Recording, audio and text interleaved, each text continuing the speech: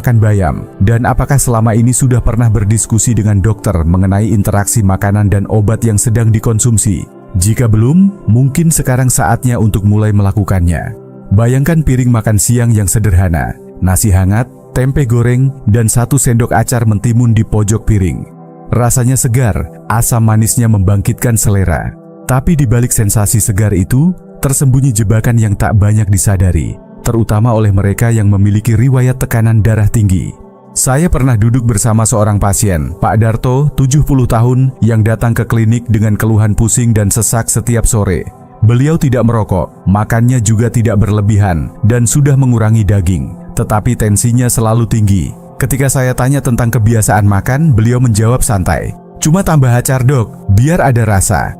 Itulah masalahnya. 1 porsi kecil acar, hanya beberapa potong timun, bisa mengandung lebih dari 1000 mg natrium. Untuk lansia, angka itu sudah mendekati 2/3 batas harian yang direkomendasikan. Dan natrium, ketika berlebihan, menahan air dalam tubuh, membuat volume darah meningkat, dan memaksa jantung memompa lebih keras dari biasanya. Inilah salah satu penyebab tekanan darah tidak kunjung turun meski pola makan tampak sehat. Dalam satu sesi pelatihan kesehatan lansia yang saya ikuti, seorang ahli gizi menjelaskan bahwa garam tersembunyi adalah musuh utama yang sering luput. Bukan hanya dalam acar, tapi juga dalam makanan kaleng, kerupuk, roti tawar, bahkan jus sayuran kemasan. Kita tak menyadari karena rasa asin sering tertutup oleh bumbu lain. Setelah mendengar penjelasan itu, Pak Darto akhirnya mencoba menghentikan acar selama 2 minggu dan menggantinya dengan irisan mentimun segar dan perasan jeruk nipis. Hasilnya, tekanan darahnya mulai turun dan beliau tidak lagi merasa pusing sore hari. Terkadang, kita terlalu fokus pada makanan besar dan lupa bahwa teman kecil di pinggir piring bisa memberi dampak besar. Apakah Bapak dan Ibu juga sering menambahkan acar atau makanan asinan ke menu harian? Bapak dan Ibu, pernahkah membaca label kandungan garam di makanan kemasan yang biasa dikonsumsi? Kalau belum, mungkin sudah waktunya kita menjadi lebih waspada. Karena jantung Bapak dan Ibu tidak butuh kejutan asin yang diam-diam mengganggu harinya. Dan bukan hanya rasa asin yang perlu kita perhatikan. Rasa pedas, yang sering jadi kesayangan di meja makan, juga bisa menjadi tantangan tersendiri, terutama bagi jantung yang sudah bekerja keras selama puluhan tahun. Di hampir setiap rumah tangga Indonesia, ada sambal favorit keluarga. Tanpa pedas, makanan terasa kurang lengkap. Cabai merah, baik dalam bentuk bubuk, irisan segar, maupun tumisan, menjadi bagian tak terpisahkan dari cita rasa harian kita. Namun setelah usia melewati 60, tubuh mulai merespons rasa pedas dengan cara yang berbeda. Cabai mengandung capsaicin, zat alami yang membuat mulut terasa panas dan tubuh berkeringat. Zat ini menstimulasi saraf di mulut dan saluran cerna, lalu mengirimkan sinyal ke otak untuk melepaskan adrenalin. Akibatnya, pembuluh darah menyempit sementara, detak jantung meningkat, dan tekanan darah bisa melonjak. Bagi orang muda dan sehat, reaksi ini biasanya tidak masalah, hanya efek sesaat. Tapi pada lansia, terutama yang memiliki riwayat tekanan darah tinggi, detak jantung tidak teratur, atau pernah mengalami serangan jantung, lonjakan kecil ini bisa berubah menjadi beban yang berat bagi jantung yang mulai melemah. Sebuah penelitian dari American Journal of Clinical Nutrition mengamati lebih dari 4.500 orang lanjut usia dan menemukan bahwa konsumsi cabai pedas secara rutin berkorelasi dengan peningkatan insiden hipertensi yang tidak terkontrol, terutama pada mereka yang sudah mengonsumsi obat jantung. Lonjakan tekanan darah setelah makan cabai, meski hanya sedikit, bisa memperburuk kerja otot jantung yang sensitif terhadap perubahan. Saya sering menjelaskan hal ini dalam sesi konsultasi kepada pasien dengan cara sederhana. Bayangkan jantung Anda seperti mesin mobil tua. Sekali 2 kali digeber mungkin masih bisa, tapi jika setiap hari diberi kejutan oleh rasa pedas, mesin itu akan cepat aus. Tentu saya tidak meminta Bapak dan Ibu untuk berhenti menikmati makanan. Tetapi ada banyak alternatif rasa yang lebih bersahabat dengan jantung. Daun kemangi, jahe yang hangat di perut, kunyit yang menenangkan peradangan di dalam tubuh, atau perasan jeruk nipis yang segar. Pertanyaannya sekarang, apakah Bapak dan Ibu pernah merasa berdebar, pusing, atau gelisah setelah menyantap sambal atau makanan yang terlalu pedas? Jika ya, mungkin tubuh sedang memberi sinyal bahwa waktunya mengubah cara kita memanjakan lidah. Rasa yang enak tidak selalu harus datang dengan risiko. Kita hanya perlu belajar mengenali mana yang membuat tubuh kita nyaman dan mana yang diam-diam melelahkan jantung kita dari dalam. Saya masih ingat jelas wajah Pak Suraji saat beliau dibawa ke ruang UGD. Usianya 73 tahun, pensiunan petani dari daerah pedesaan Jawa Tengah. Beliau pingsan di dapur setelah bangun pagi dari tempat tidur, mengeluh pusing, lalu jatuh tanpa sempat bicara. Tekanan darahnya sangat rendah dan terdapat memar luas di bagian lengan serta perut. Setelah stabil, kami mulai menelusuri penyebabnya. Tidak ada infeksi, tidak ada gangguan jantung mendadak. Tapi ada satu kebiasaan yang langsung menarik perhatian kami. Setiap pagi, Pak Suraji mengunyah 2 siung bawang putih mentah dengan perut kosong, dilanjutkan dengan minum air putih hangat. Katanya, itu resep warisan keluarganya untuk melancarkan darah dan mencegah stroke. Bawang putih memang memiliki banyak manfaat. Ia dapat membantu menurunkan kadar kolesterol, memperlancar aliran darah, bahkan bersifat antioksidan. Tapi seperti obat apapun, efeknya tidak selalu netral, apalagi jika dikonsumsi mentah, dalam jumlah besar, dan dalam jangka waktu lama. Pada kasus Pak Suraji, bawang putih mentah yang ia konsumsi setiap hari ternyata memperkuat efek obat pengencer darah yang sudah ia minum secara rutin. Kombinasi ini membuat darahnya menjadi sangat encer, di luar batas aman bagi tubuh. Akibatnya, tekanan darah turun drastis, pembuluh darah rapuh mudah pecah, dan perdarahan dalam tubuh tak bisa dicegah. Saya sering menyampaikan kepada pasien lansia bahwa alami bukan berarti aman mutlak. Justru karena usia kita sudah lanjut, tubuh jadi lebih rentan terhadap zat aktif, bahkan yang berasal dari tumbuhan alami sekalipun. Jika Bapak dan Ibu sedang mengonsumsi aspirin, clopidogrel, atau obat antikoagulan lainnya, konsumsi bawang putih mentah secara rutin dan tanpa pemantauan bisa menjadi masalah. Efeknya tidak langsung terasa, tapi perlahan bisa mengganggu fungsi organ tubuh secara menyeluruh. Bukan berarti bawang putih harus dihindari sepenuhnya. Ia tetap bermanfaat, asal digunakan dengan bijak. Memasaknya lebih dulu bisa mengurangi efek antikoagulan tanpa menghilangkan seluruh manfaatnya. Dan tentu, bicarakan dengan dokter jika Bapak dan Ibu ingin menjadikannya bagian dari rutinitas harian. Apakah Bapak dan Ibu juga punya kebiasaan minum ramuan atau bahan alami tertentu tiap pagi? Sudahkah hal itu didiskusikan dengan tenaga medis? Kadang, niat baik menjaga kesehatan justru bisa berbalik menjadi ancaman tersembunyi bila tidak dibarengi dengan pemahaman medis dan bimbingan profesional. Tauge seringkali dianggap sebagai pelengkap segar dalam sepiring makanan.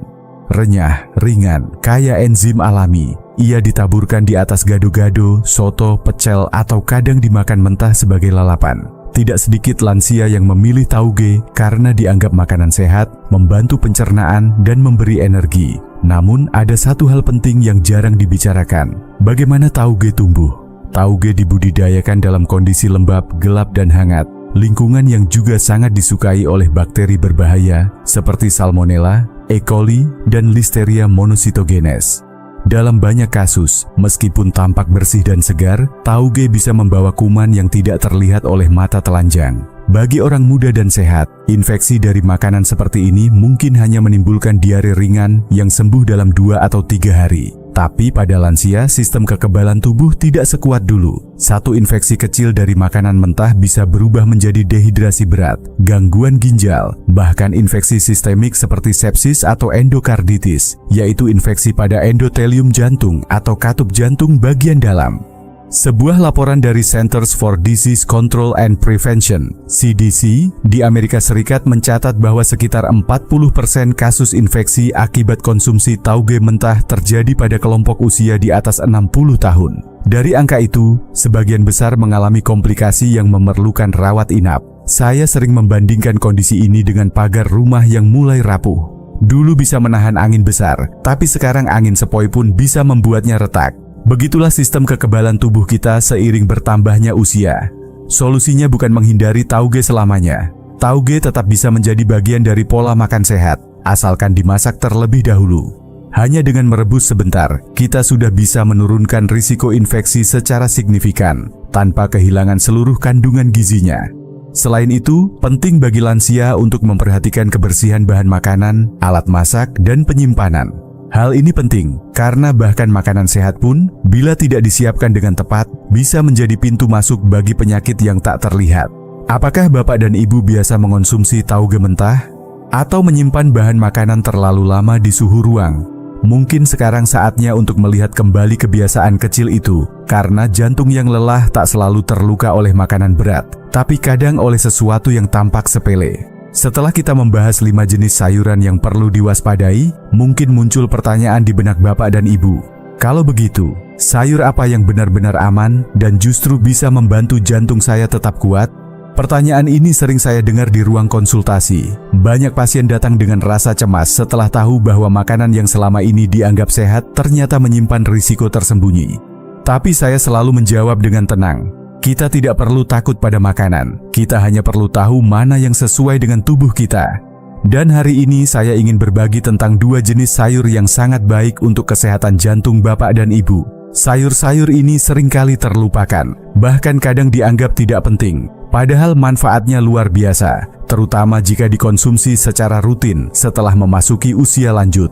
Pertama, mari kita mulai dengan daun kelor, si kecil yang penuh kekuatan. Di banyak desa, daun kelor tumbuh liar di pekarangan. Tapi siapa sangka, daun mungil ini menyimpan manfaat besar bagi jantung. Ia mengandung antioksidan tinggi, seperti quercetin dan asam klorogenat, yang dapat membantu menurunkan tekanan darah secara alami dan melindungi dinding pembuluh darah dari kerusakan akibat penuaan. Dalam pengalaman saya, pasien yang mulai mengonsumsi daun kelor dalam bentuk sayur bening atau teh kelor melaporkan perasaan lebih ringan di tubuh, tidur lebih nyenyak, dan tekanan darah cenderung stabil.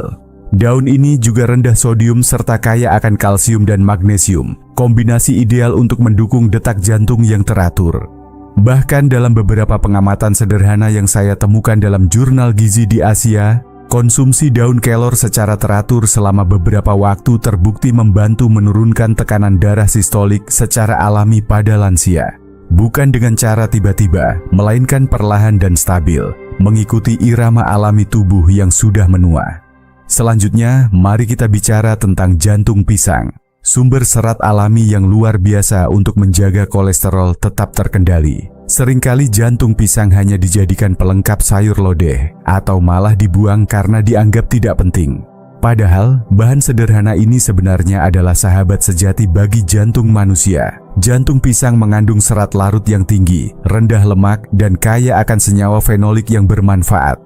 Kombinasi alami ini membantu membersihkan kolesterol jahat dari aliran darah, serta menjaga elastisitas pembuluh darah agar tetap lentur dan kuat seiring bertambahnya usia.